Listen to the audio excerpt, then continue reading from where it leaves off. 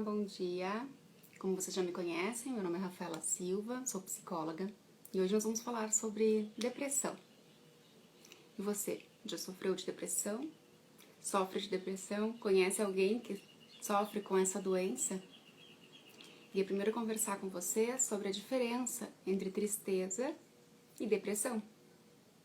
Tristeza é algo comum de todos nós seres humanos, mas depressão é algo persistente, algo que nos traz prejuízo de cotidiano e outros tantos sintomas. Na depressão, a tristeza aparece como um dos sintomas, mas ela não é só essa questão de apatia, né? De estar entristecido por algo que tenha acontecido, como a tristeza. A tristeza, ela acontece quando teve algum evento, perda de um emprego, a perda de algum ente querido, enfim, algum trauma da nossa vida. Mas a depressão, ela é persistente e ela acaba acontecendo porque, né, temos uma predisposição ou uma questão química de desvio aí, de falta de noradrenalina, de serotonina, e é por isso que muitas vezes na depressão, aliás, grande parte das vezes não, mas sempre entramos com medicamento. E o cuidado, então, de pessoas que sofrem com depressão, ele deve acontecer com cuidado multidisciplinar entre o psicólogo e o psiquiatra. Então me respondam aí. Já tem algumas pessoas aqui conosco. Olá, olá, bom dia. Vocês conhecem alguém que sofre de depressão? Já sofreram de depressão? Se sentem tristes? Entre os muitos assuntos que foram sugeridos, né? A depressão sempre é um pedido constante e devemos nos valer também que é preciso conversar sobre isso, né? Hoje a depressão, ela é a doença que mais debilita, né, no Brasil e no mundo. O Brasil, as Américas Latinas só perdem para o Sudeste Asiático, né, no número de depressões e muito mais preponderante nas mulheres também. E as pessoas que sofrem de depressão têm 13% mais possibilidades de cometer suicídio. E aí, como é Setembro Amarelo, né, é o mês em que a gente chama todos a refletir sobre isso, nessa conscientização sobre os riscos, né, da depressão, dos adoecimentos psíquicos que levam à depressão. Olha, eu tenho aqui alguns comentários. Ó, Erika, o Max, minha mãe sofre de depressão, os dois com a mãe que tem depressão, né? E trata-se há anos. Então, ele acontece realmente muito mais em mulheres, né? E a possibilidade dos homens chegarem a um suicídio é muito maior do que as mulheres. Então, a gente tem que ter muito cuidado, porque as mulheres, elas ainda né, nessa cultura, elas buscam muito mais ajuda do que os homens. Só que existem resistências tremendas, né? Quando a gente já falou aqui sobre psicoterapia, né? A gente ouve sempre, né, que as pessoas acham que não precisam ou que não vai adiantar. E realmente, né, nada adianta se não for praticado. A terapia, ela é muito eficaz na caso da depressão, porque a pessoa vai se isolando do mundo na depressão, né? E a terapia é um momento para si, para cuidar de si. O que eu percebo muito nas pessoas com depressão é que elas vão perdendo a sua identidade. O meu TCC, meu trabalho de conclusão de curso da faculdade, foi sobre depressão. E naquele momento foi sobre o cuidado público da depressão, né? Se as pessoas com depressão procuravam essa ajuda no Sistema Único de Saúde, no SUS, e se havia, né, então, o cuidado psicoterápico no SUS. A gente sabe hoje que o cuidado de psicólogos no Sistema Único acontece muito mais pelos CAPs, né, que são os Centros de Assistência Psicossocial, muito mais voltados para a questão de drogadição, né, acontece para depressão. Mas o SUS, ele tem protocolos muito bons, que se fossem realmente efetivados, né, na prática, teríamos ainda muito mais sucesso nessa ideia do SUS, tanto que ele foi copiado pelos Estados Unidos, né, no projeto do Obamacare, mas lá algumas coisas ainda dão mais certo que aqui, outras não também, não dá pra dizer que é perfeito, aliás, nada é perfeito, né? Só que a questão do SUS é que há um protocolo, então as pessoas muitas vezes vão procurar pelo sistema público, chegam lá, procuram um psiquiatra e esse psiquiatra ele tem uma diretriz, um protocolo a ser cumprido muitas vezes, né? Estou falando aqui de uma generalização dentro da pesquisa que eu fiz, tá? Então tem um protocolo a ser feito, um medicamento a ser dado de uma forma geral. Só que como eu sempre falo para vocês, né? Nós somos seres biopsicossociais e cada um de nós responde a uma maneira ao medicamento. Cada um de nós tem uma maneira de viver, de experienciar a sua depressão, as suas tristezas, né, as suas doenças, porque cada corpo é diferente um do outro, cada mente é diferente, né? Então é muito importante aí que a gente busque ajuda e às vezes peça uma segunda, uma terceira e uma quarta opinião, né, para um cuidado assim. Muitas vezes quando a gente está com uma doença muito grave, né, no âmbito físico, como eu já falei para vocês do exemplo da fratura exposta, né? Ou, por exemplo, eu tenho um câncer, e aí eu vou num médico e não simpatizo muito com aquele, não estou convencida daquele protocolo de cuidado, normalmente a gente tende a procurar um outro, né? Ou a gente vai na indicação de um amigo que tratou e gostou muito do cuidado, mais humanizado, muitas vezes, daquele médico, né? E assim troca. E quando é depressão, a pessoa busca simplesmente um medicamento, no primeiro cuidado que apareça, né? Claro que às vezes no desespero, e muito bom que procure um cuidado, muitas vezes as pessoas nem buscam esse cuidado, né? Mas o que eu quero dizer para vocês é que não desistam, né? Se conheçam cada vez mais para buscar entender se aquilo está fazendo efeito de fato. Porque muitas vezes o que chega para mim são pessoas que procuraram um médico, tomam um medicamento, o medicamento não faz efeito da forma que deveria fazer, né? Não buscam ajuda terapêutica e querem melhorar. E aí falam que elas não têm mais jeito, né? E aí continua nessa mesma imobilização, né, da doença.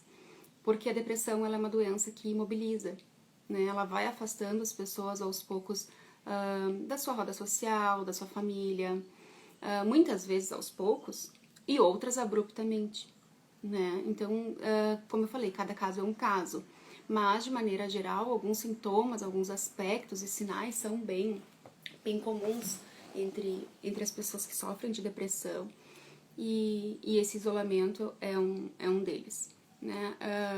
Mas muitas pessoas falam assim, mas eu conheço uma pessoa com depressão que ela convive normalmente, tanto que a gente não fala que ela tem depressão. E sim, né, as pessoas tentam até sofrer com isso de uma forma que a isole de alguma forma, né? Elas estão tentando ali sociabilizar, porque elas olham para o lado e pensam, nossa, mas a minha vida é maravilhosa, eu tenho amigos, eu tenho filhos, eu tenho um emprego bom, eu tenho uma casa. Então, e aí as pessoas cobram isso também da pessoa que tem depressão. Por que você está depressivo se a sua vida é ótima?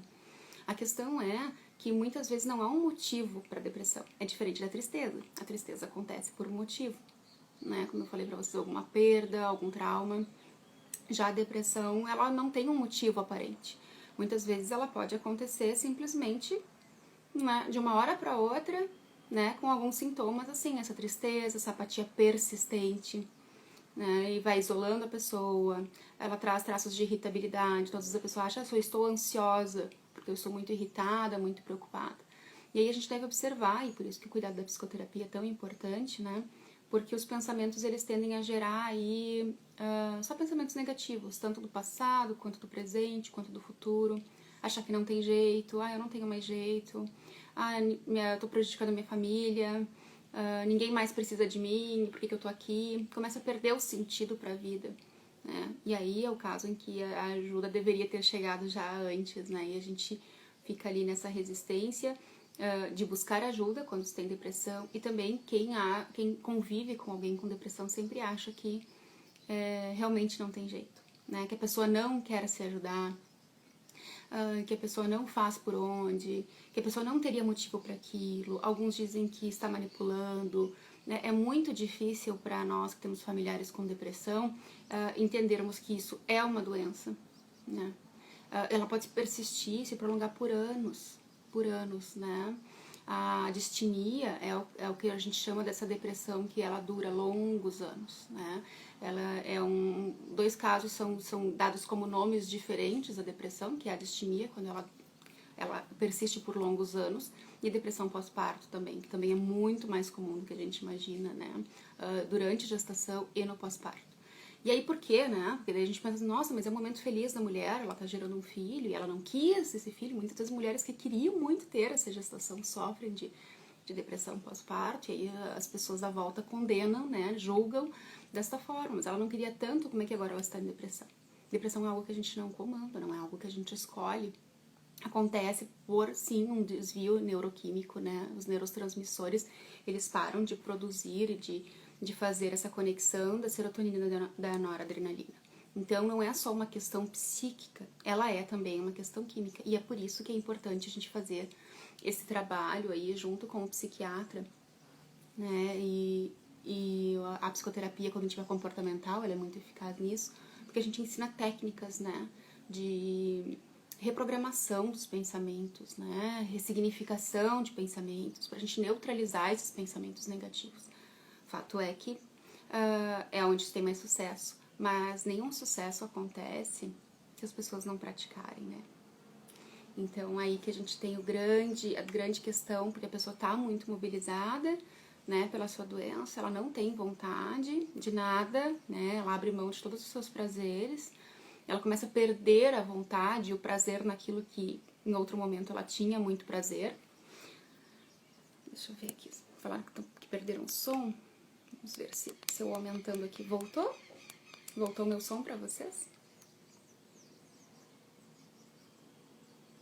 Ó, aqui o Max me colocou que a depressão da mãe começou após a morte do avô, né? Sim, alguns eventos eles são desencadeantes, né?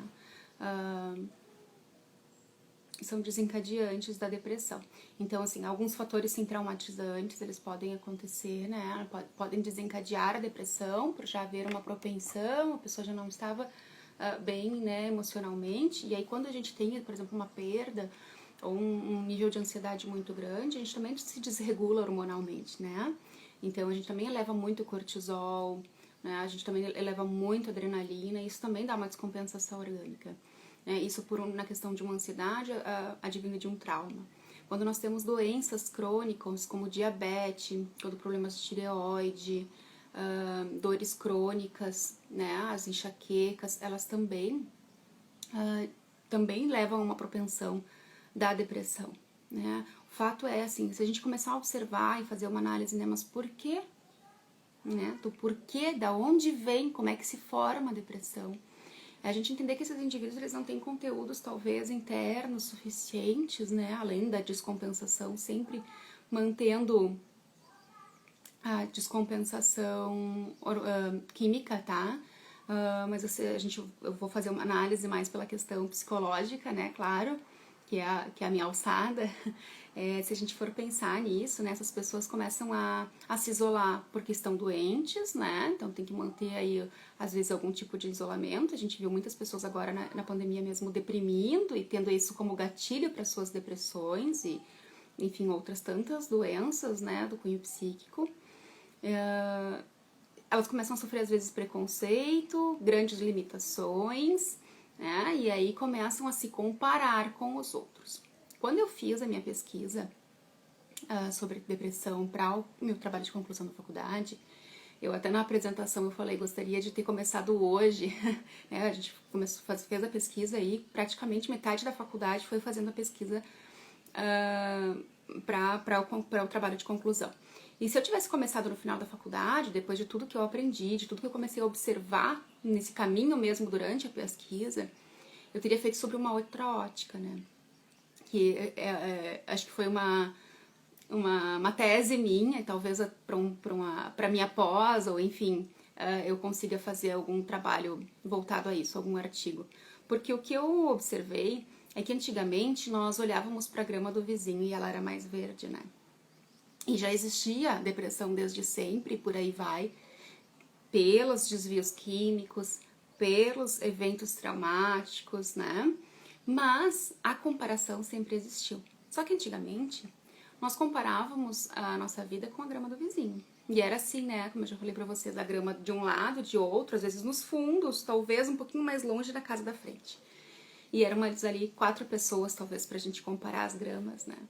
Hoje a gente abre as mídias sociais e a gente tem milhões e milhões e milhões de pessoas conectadas, mostrando suas vidas como maravilhosas, muitas vezes no Instagram, né, no Facebook, enfim, pelas mídias sociais, em que parece que essas vidas às vezes parecem ser melhores do que as nossas. E aí a gente se compara.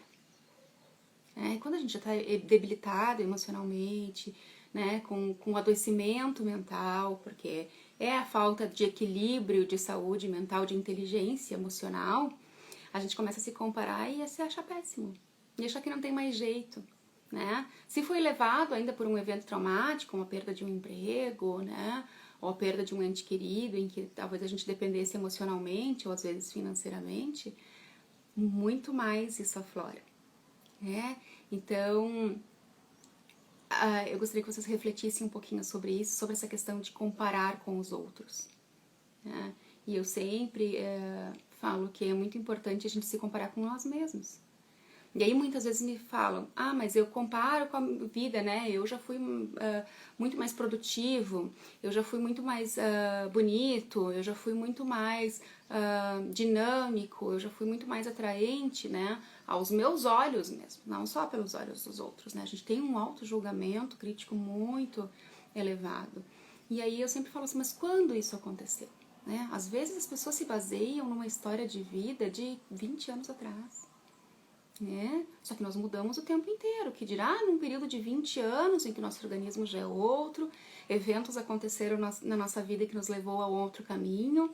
Então a gente se prender muito a um passado de comparação, né, tende a nos deprimir, sim, tende a nos entristecer, tende a nos deixar apático diante de um futuro, de um presente que às vezes não é tão legal. E aí a gente projeta essa imagem de apatia, de negatividade para o futuro, né? E quando a gente trata isso em terapia, eu gosto muito de chamar as pessoas pro aqui e agora, para a gente viver este presente, né? Com técnicas de mindfulness, né? Com essa consciência corporal, com essa consciência mental, né? Da realidade dos fatos. Porque o que acontece na depressão é que as pessoas distorcem a realidade. Tanto se apegando num passado, quanto projetando uma ideia de futuro muito negativa. Deixa eu dar uma olhadinha aqui nas mensagens, né? A Fernanda me perguntou se pode... Oi, Fê! Se pode dar um zumbido no ouvido. Sim. Esses zumbidos no ouvido, né? Nós temos aí algumas síndromes que podem levar ao zumbido, né?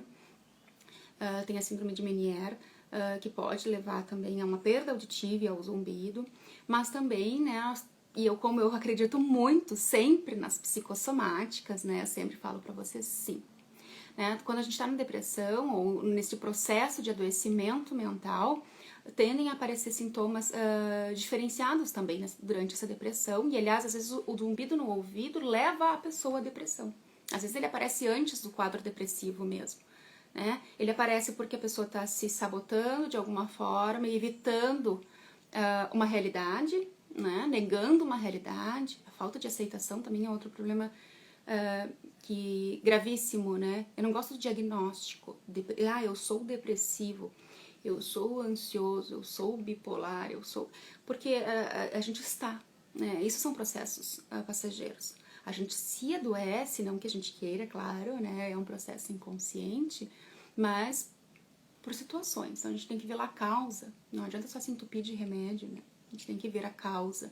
E às vezes acontece isso. Eu não estou gostando da minha realidade, então eu começo a ter tonturas, ou eu começo a ter os zumbidos no ouvido, eu começo a me ensurdecer porque eu não estou gostando daquilo que eu estou ouvindo, aquilo que eu ouço o tempo inteiro vai contra ao que eu penso, que eu acredito, então começam os zumbidos, e aí a pessoa tem esse zumbido, incomoda, os ambientes barulhentos acabam incomodando muito mais, então a pessoa começa a se isolar, e neste isolamento começa a pensar, todos estão lá e eu não estou, antes eu era muito mais sociável, agora eu não sou, agora isso que me incomoda e me debilita, e aí começa a depressão. Mas sim, pode acontecer, né, ou antes ou depois, o zumbido no ouvido, Fê. E é muito mais comum do que a gente imagina. O Marcos colocou verdade, nos dias de hoje tem que ter muita força e sabedoria para saber que as redes sociais são um veneno.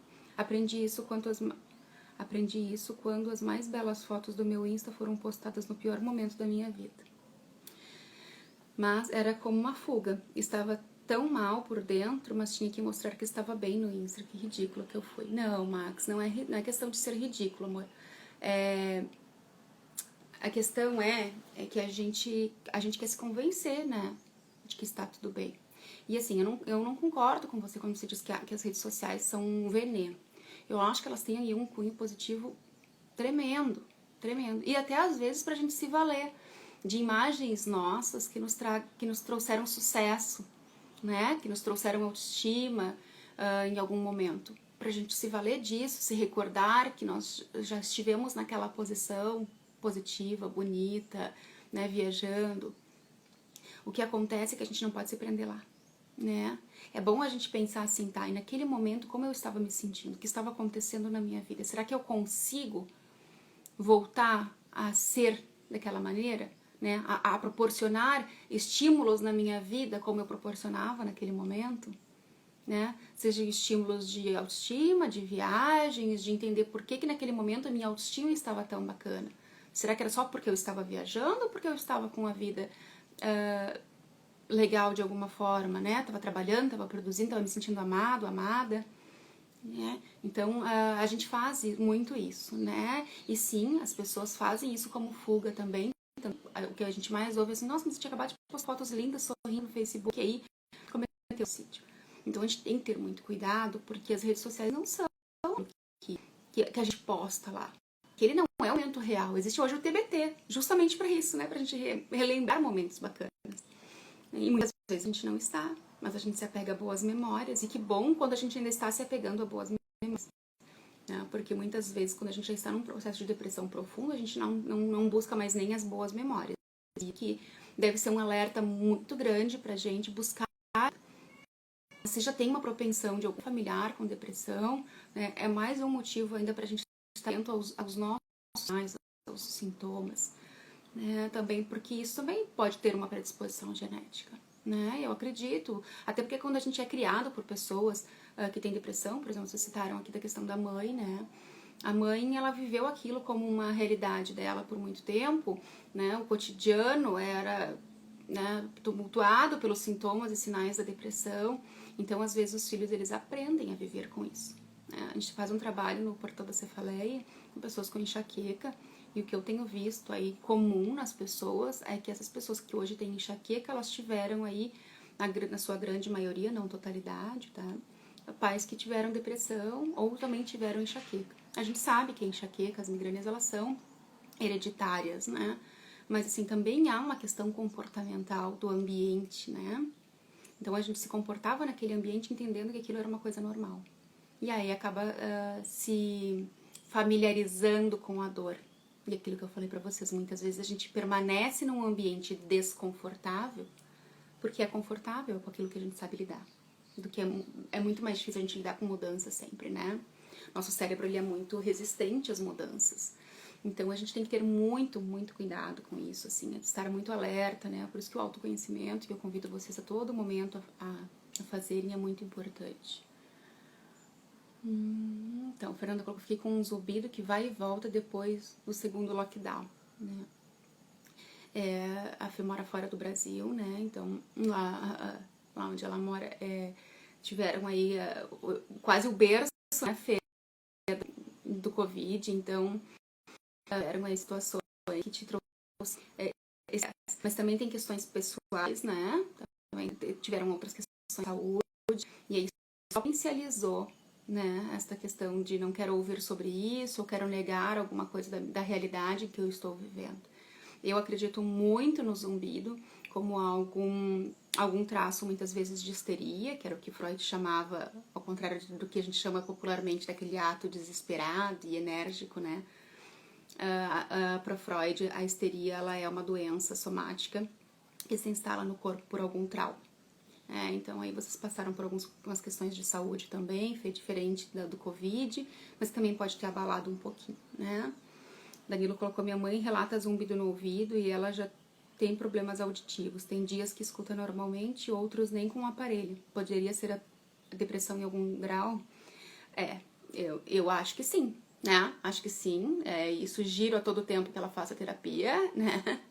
Porque Danilo relatou da questão da mãe dele, né? Minha sogra. E sim, eu acho que é uma questão que precisa de terapia, porque como eu falei pra vocês, quando há histeria, a gente trata, por exemplo, o zumbido. Com medicamentos, com aparelho auditivo, com, enfim, e aí troca-se.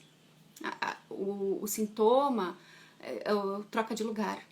Aí eu começo a ter tontura, aí eu começo a ter, sei lá, gastrite, porque se não tratar a cabeça de uma forma efetiva, se isso realmente não for ressignificado, suas questões internas, os seus conflitos, a gente tende apenas a trocar de lugar.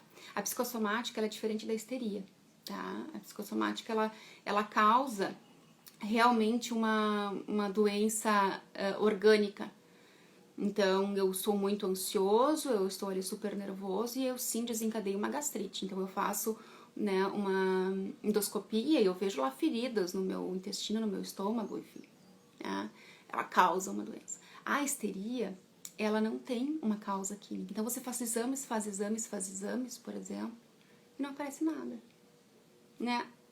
Então, assim, nesse caso que o Danilo usou da mãe dele, né, que eu conheço particularmente, a gente sabe que ela fez vários exames, o médico suspeitou da síndrome de Meniere, mas, de fato, né, em um dos ouvidos há realmente a perda de audição, mas o outro não. E por que acontece um zumbi?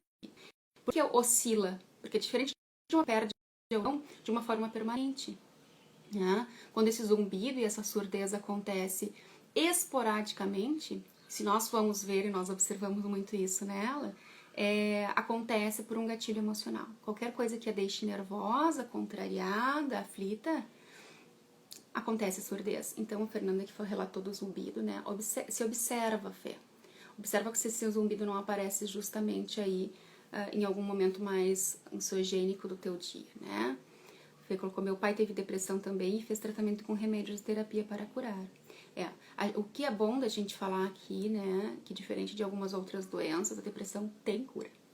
A depressão tem cura, sim, só que exige trabalho, né, um trabalho de práticas, de técnicas para gerenciar esses pensamentos que são negativos e constantes, né, práticas de buscar bem-estar e sim, né, um tratamento adequado com medicamento, né, e um tratamento adequado com psicoterapia.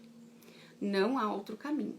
Né? Muitas pessoas me relatam assim, eu faço yoga, eu jogo, eu ando de bicicleta, isso é minha terapia. Gostaria de deixar uma coisa muito clara para vocês. Né? Isso são terapêuticos. Né? Os nossos prazeres, eles são terapêuticos, eles não são terapia.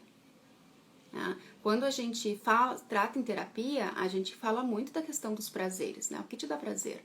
O que te traz bem-estar? E a gente sim pede para que a pessoa potencialize isso, para que ela esteja bem, não abra mão dos seus prazeres. Mas isso não é terapia. Terapia é algo muito mais vasto, muito mais profundo. Né? Então não se valham dessa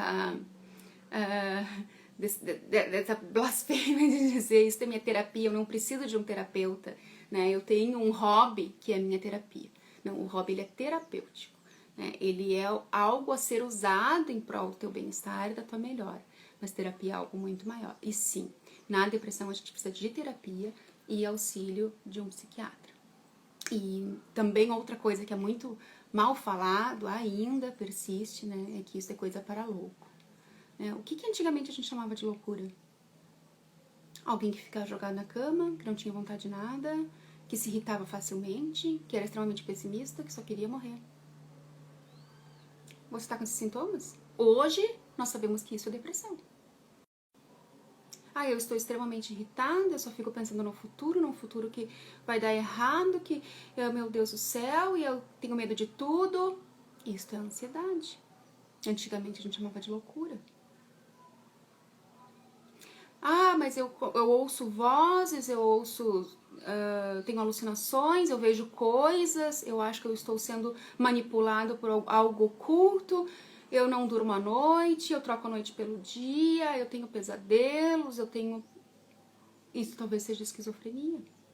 Hoje a gente dá nome a esses sintomas e esses quadros de adoecimento. Antigamente a gente dava tudo isso, generalizava como loucura e isolava essas pessoas do mundo social. Hoje a gente não tem que isolar ninguém. A gente tem que buscar tratamento. E quem trata isso é o psiquiatra e o psicólogo. Negar os nossos sintomas, negar as nossas doenças, negar os nossos conflitos, só nos adoece cada vez mais. Tudo que resiste, persiste. Reprimir, fingir que eu não estou vendo, buscar condições terapêuticas de forma disfuncional e inadequada, não vai te ajudar a melhorar nem curar. Então eu acho que é aí que eu também falo da questão da autorresponsabilidade, né? Parar de tapar o sol com a peneira. Deixa eu ver outros comentários aqui. Max, porque a mais depressão tem a ver com a causa hormonal? Tem, Max, com certeza tem. Não é mais, a mulher tem 13% mais chances que o homem de ter exatamente pela causa hormonal. Sim. E por isso que a depressão ela aparece no pós-parto mulheres ou durante a gestação, porque tem essa oscilação hormonal muito exacerbada, descompensação. Mas sim, pela questão hormonal, as mulheres têm essa predisposição, né, maior. Rodrigo colocou, fobia social pode ser considerada um sintoma de depressão? A fobia social, ela aparece assim como um sintoma, Rodrigo. Eu falei no iniciozinho lá, acho que você não tinha entrado ainda, né? As pessoas, elas acabam se isolando, né? Porque ela se sente inadequada ao ambiente, aquelas pessoas, existe a comparação, né?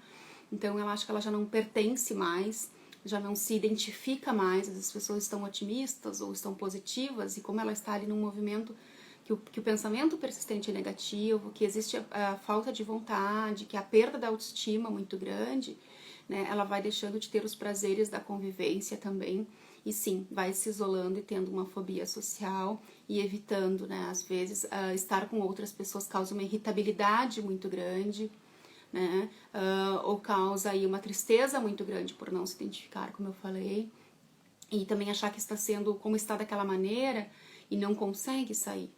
Não é algo que a pessoa consiga gerenciar sozinha. Então, ela não consegue sair daquela situação, então ela começa a achar que ela está ali, né, causando algum desconforto nas outras pessoas também. Ela se de uma forma muito pejorativa. Então, se isola.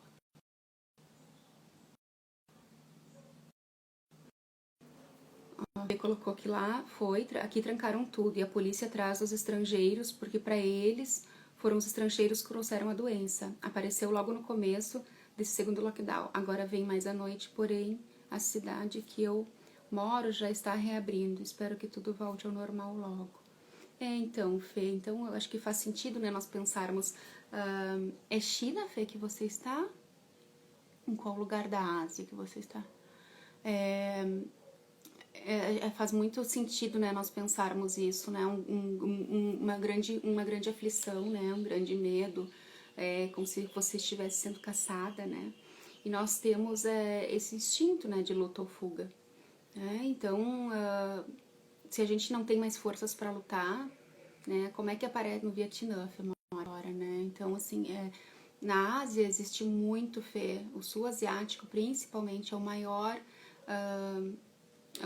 lugar, né, onde nós temos, assim, o maior índice de depressão. Então, assim, tem que ter muito cuidado nesses sintomas, observar, buscar ajuda, práticas meditativas, né, que são terapêuticas, sim, mas procurar um médico, procurar terapia, né, hoje talvez aí você encontre dificuldade na terapia, mas hoje a gente pode se valer da questão da terapia online, né, então é muito pertinente que você tenha esse cuidado, né? Você, o marido, as crianças.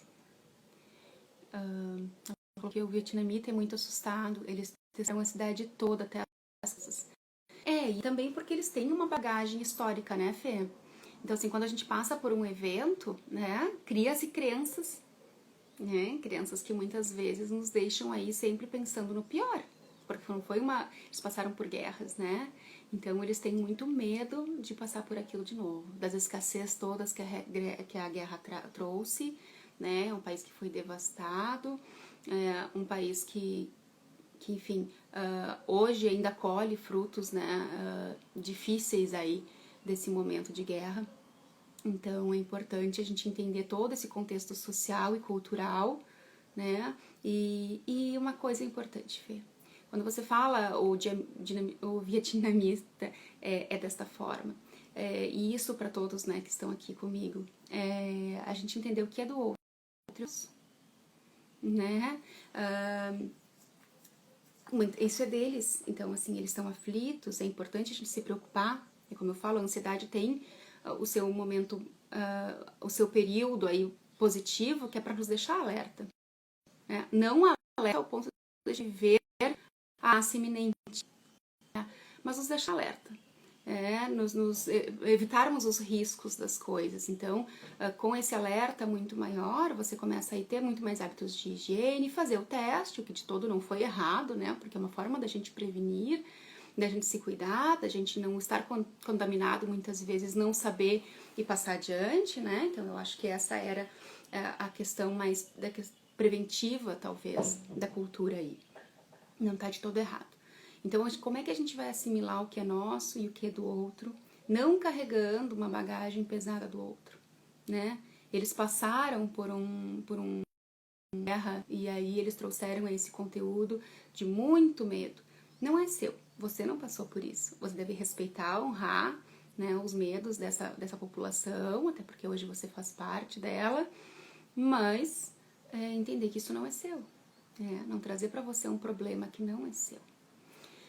Deixa eu ver aqui. O Rogério colocou ótima profissional, a pessoa que me reergueu. Tenho muito a agradecer, Rafa. Ah, obrigada, Rogério. O Rogério o Rogério é meu paciente, né? Obrigada, Rogério, pela tua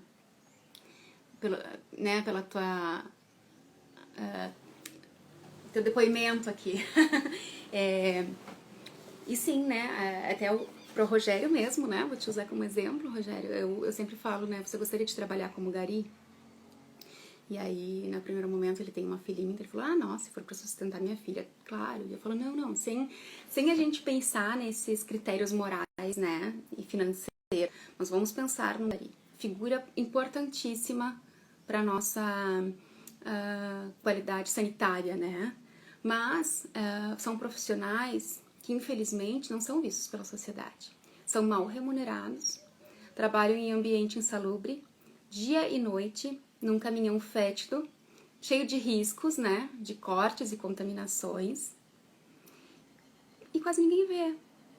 E eles carregam o lixo de todo mundo.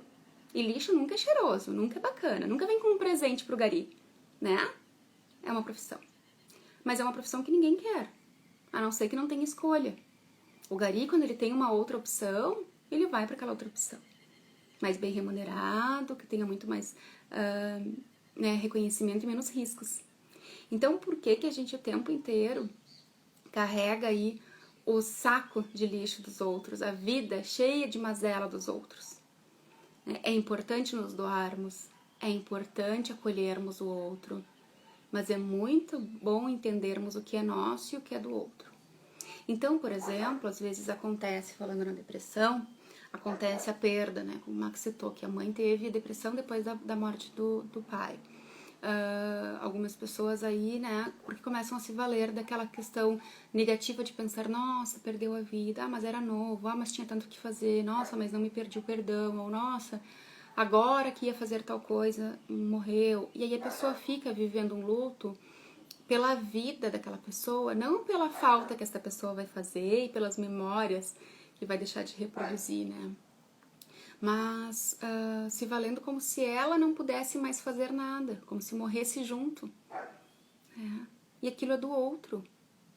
A morte, o fim da vida é do outro. Eu falo, se agarre nas lembranças que o outro deixou, entenda que o outro cumpriu a missão, a evolução, ou enfim, que ele tinha para ter nessa vida, nesse plano, que seja. A gente não sabe se tem algo lá do lado de lá, né? Então a gente tem que pensar no aqui e agora, o que essa pessoa cumpriu, e fluir, né? E nós fluirmos, nós ficamos, nós temos vida.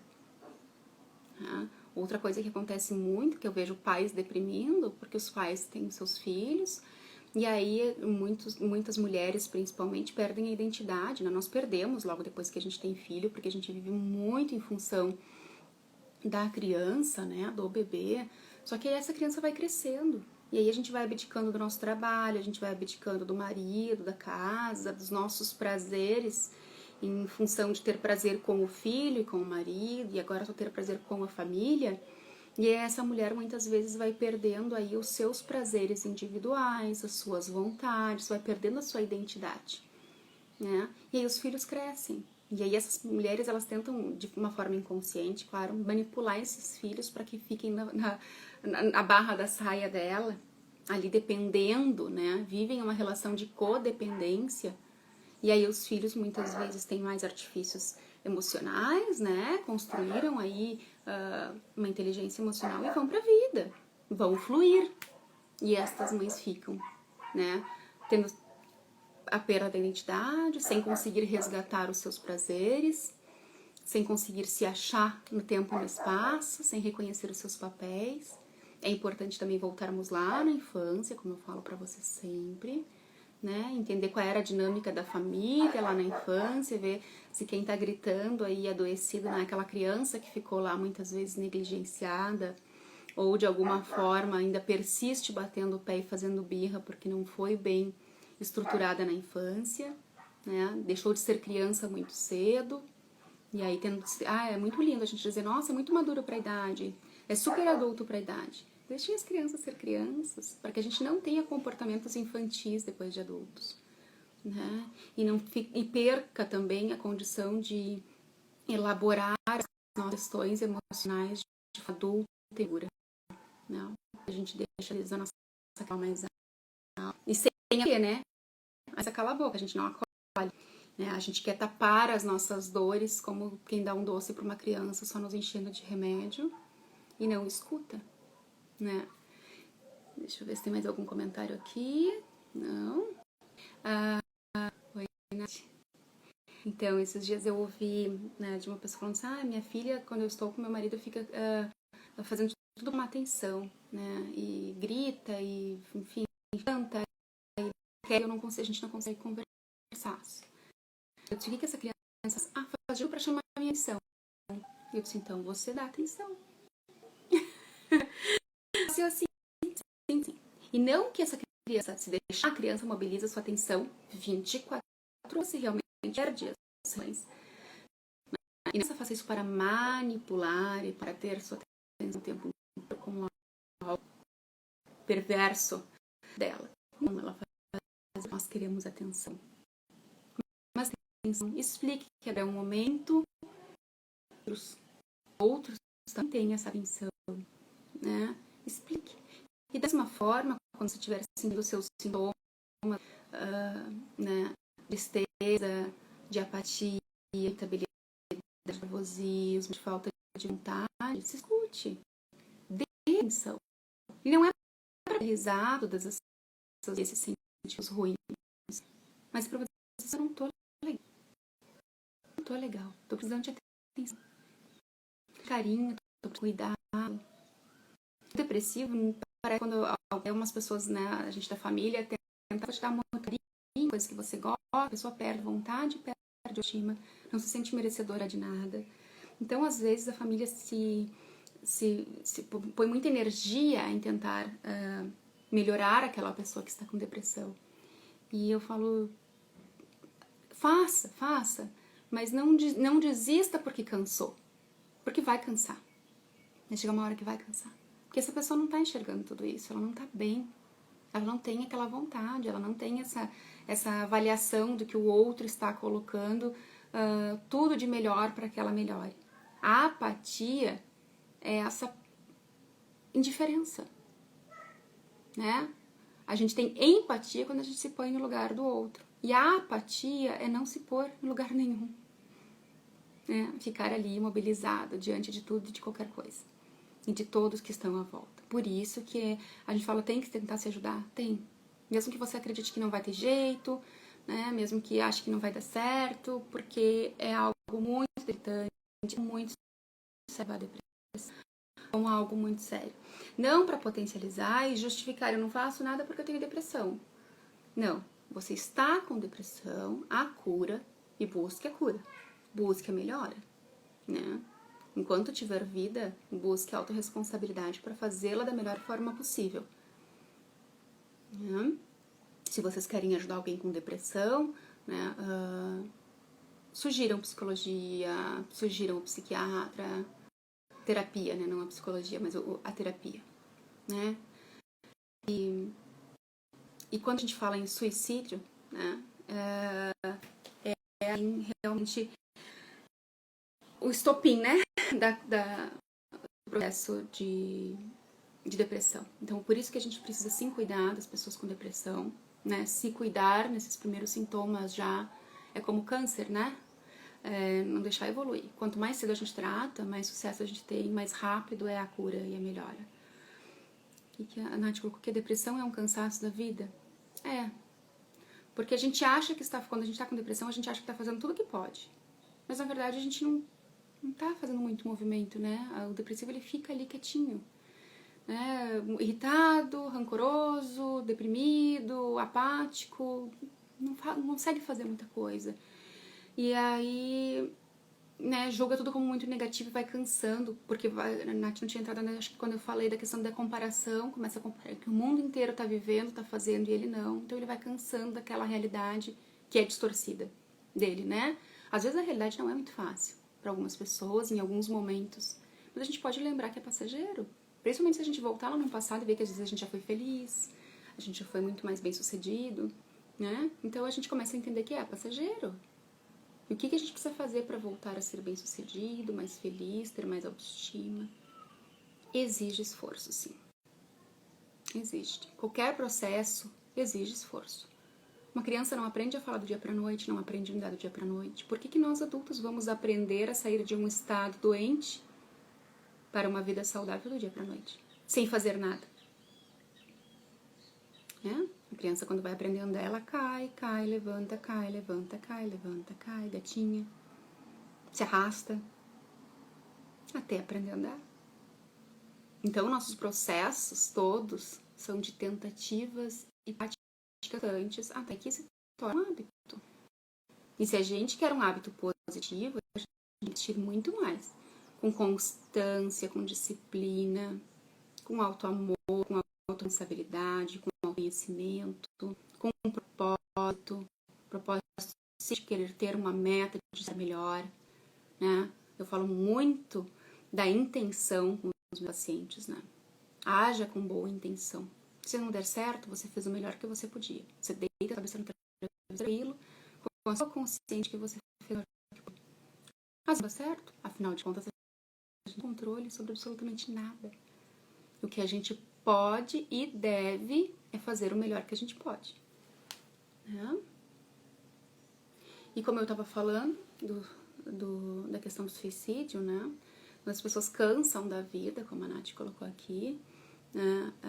Não é que elas cansam da vida em si, sabe, Nath? As pessoas que tentam o suicídio, pessoas que conseguem, né? Pessoas que têm a idealização suicida, né? Ficam ali maquinando como é que vão acabar com a própria vida. Normalmente não é porque a vida está ruim, não é a vida em si que é o problema desta pessoa.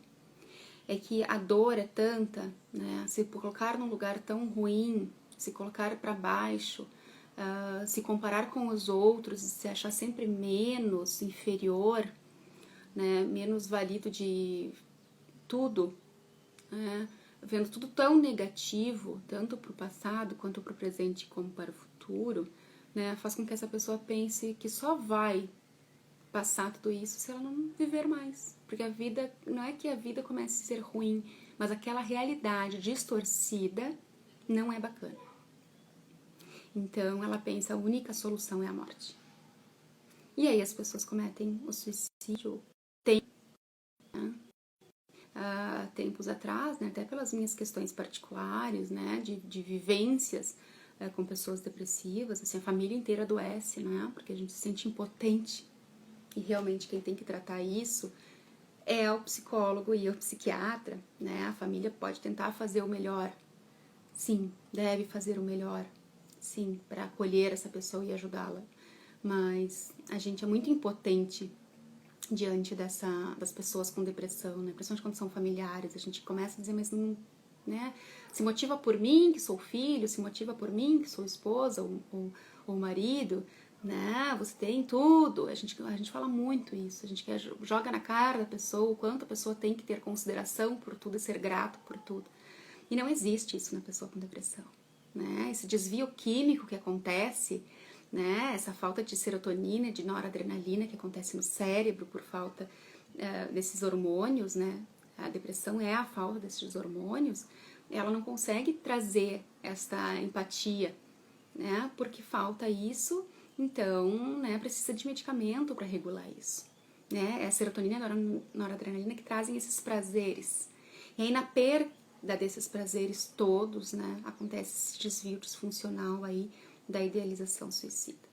Então, né, estejam atentos, não pensem que o suicida é só alguém querendo chamar atenção, é só alguém ameaçando e que não vai fazer, né? E é como a criança, se está chamando atenção, dê atenção, né? Talvez seja a criança dentro daquela pessoa gritando, que não teve atenção em algum momento, né? Não julgue porque ele é adulto e está tendo um comportamento infantil, né? Acolha a si, acolha o outro, né? Sejamos mais empáticos para lidar com a apatia dos outros. Bom, nosso horário aqui está terminando. A Cris falou que é verdade, não existe um pensamento, né, de melhora, assim, de fazer. Né? Talvez sim começa a haver muitas vezes mesmo ir atrás de ajuda, né? A pessoa que está com depressão no início, ela não acredita que vai dar certo. Né? Eu falei, não existe isso por algo orgânico, né? E é por isso que a gente tem que insistir tanto, né? Em dar esta ajuda e em buscar esta ajuda, mesmo não acreditando que vai dar certo no início. Depois, quando a gente começa a se recuperar durante o processo terapêutico, aí as pessoas começam a confiar, e normalmente são as pessoas que não desistem. Mas até confiar, até começar realmente a praticar o que nós apresentamos como técnicas, né? É, sim, com certeza o maior desafio do psicólogo também, as pessoas com depressão, né, cindem com essa realidade das coisas, né, distorcem com a realidade. Então, pra gente é um grande desafio também, mas a gente não pode desistir. A gente tá aqui pra isso. Então, eu falei pra vocês, nós estamos terminando o nosso tempo. Eu quero deixar a live salva pra vocês. Se foi relevante pra vocês, que bom. Se não foi, tudo bem. Se vocês acharem que é relevante pra alguém ouvir um pouquinho sobre isso, né, compartilhem a live, compartilhem a informação, né? Quanto mais bem informado nós somos, mais a gente pode ser e fazer, né? Então, saibam que eu estou à disposição para qualquer dúvida, para qualquer acolhimento também, né? Estejam bem, contem comigo. Muito obrigada pela presença. Cris colocou obrigada pelas palavras, sempre ajudando. Acho que esse é o intuito, né? Que a gente possa de alguma maneira se ajudar de alguma forma. Eu fico muito feliz da companhia de vocês nessa manhã e se de alguma forma fez sentido para vocês qualquer coisa que eu tenha falado aqui. Estejam bem, contem comigo. Até a próxima.